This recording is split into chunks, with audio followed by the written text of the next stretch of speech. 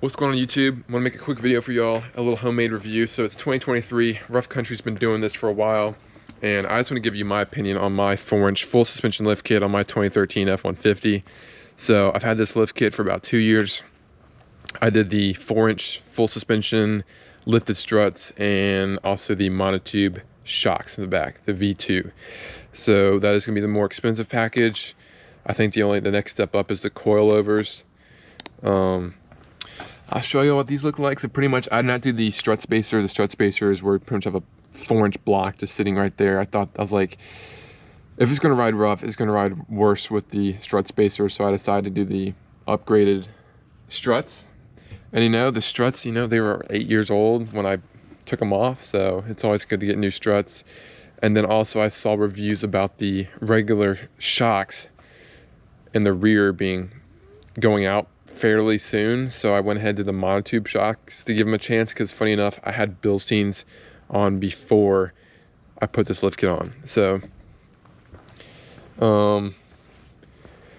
overall, it's been a great lift kit for me. I don't have any complaints.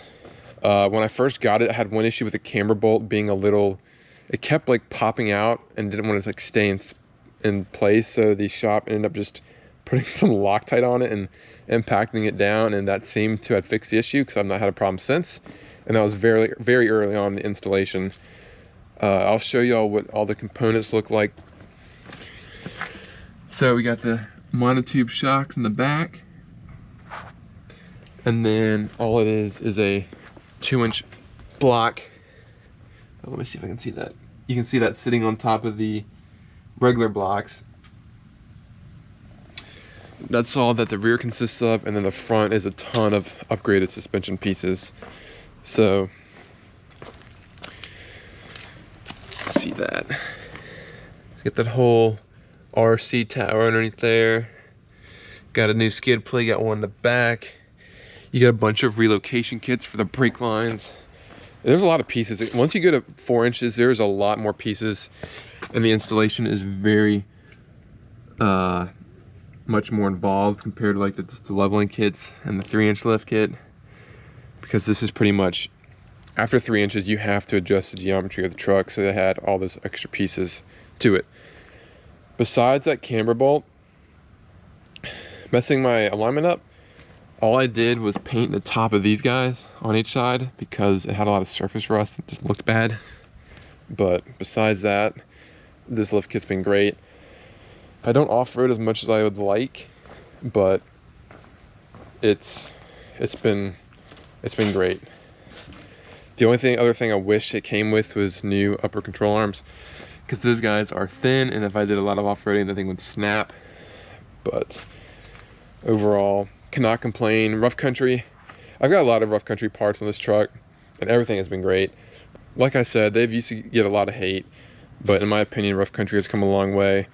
It's the more budget-friendly lift kit, but I've had no problems with it. So for your slight to minimal off-roading and you just want the lift kit, I would say Rough Country is the way to go. If you're extreme in the off-roading world, you might wear through this one pretty quick, and I would, probably get one that costs double in price, but that's if you're like a serious like Jeep off-roader, or you have an off-road build. I would probably not put this on. Does ride a little rough, but you lift your truck, I put 35s on a 20-inch wheel, it's going to ride rough. But overall, I love the look, cannot complain. I went with the 4-inch because I wanted to stick with 35s. I felt like if I got a 6-inch, I need to get 37s. This is sort of how people look at it and how I look at it, because as bad as it sounds, 35s with a 6-inch, you're almost skipping leg day. Let's go. Hope this video helped. Rough Country's been great to me. Lots of great products out of them now. I think they really have improved the last 5 years. So if you were looking to get a lift kit for your truck, hope this helped. Be sure to leave a like, drop any comments below, and if you're new, subscribe. And if you want to see any other content about this truck, just let me know. Thanks for watching.